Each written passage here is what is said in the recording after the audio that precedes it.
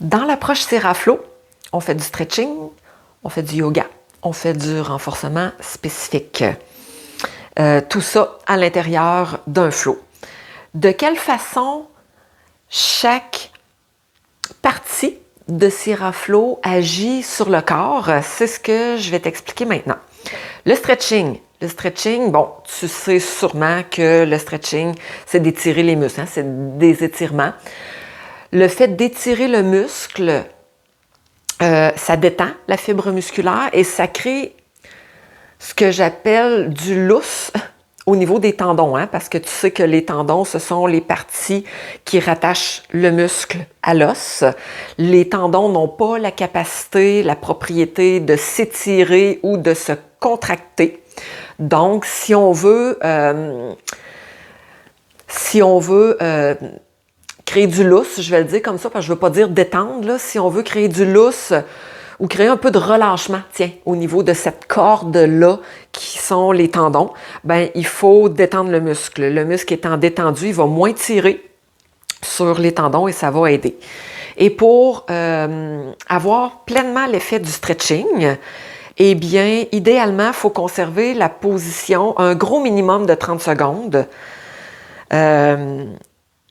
Je dirais idéalement 1 minute et dans le meilleur des cas, ça serait 90 secondes. Je t'explique le principe, c'est que quand le muscle commence à s'étirer, le corps humain, lui, il cherche à se protéger parce qu'il veut pas que ça déchire, il veut pas que les articulations se luxent. Donc, c'est pas dans les premiers 30 secondes que ton muscle va vraiment s'étirer. Nous, on le sent, l'étirement, mais le corps, lui, il résiste un petit peu. Au-delà de 30 secondes, le corps commence à comprendre qu'il n'y a pas de danger.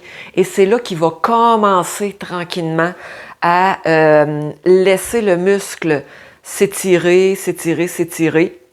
Et cet effet-là va être amplifié au-delà d'1 minute. Donc, c'est pour ça que de 1 minute à 1 minute 30, c'est là qu'on a vraiment 100% des bienfaits du stretching.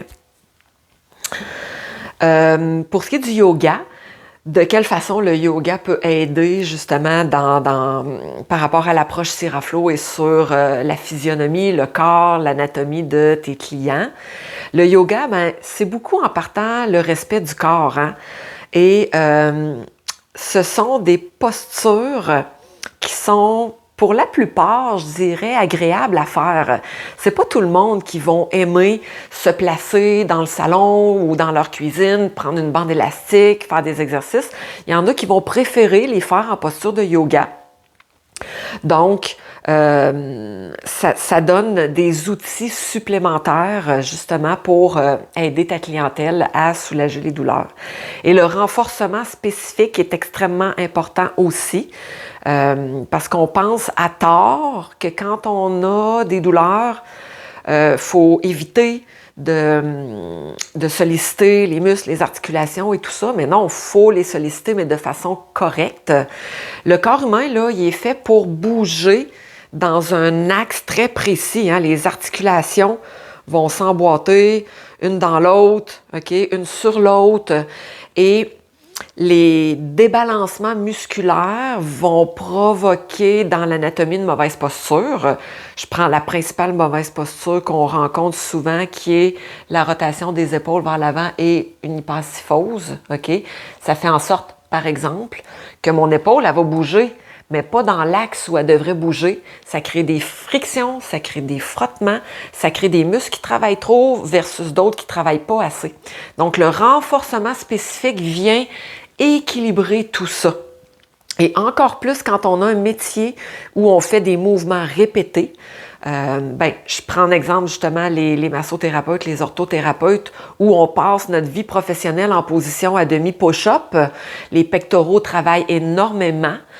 Et tout ce qui est devant du corps, alors venir créer l'équilibre musculaire en renforçant tout le dos, tous les paravertébraux, ben ça va faire en sorte que je ne me retrouverai pas avec une mauvaise posture comme ça. Donc, voilà pour la définition du stretching, du yoga, du renforcement spécifique en lien avec l'anatomie de l'approche Séraflo.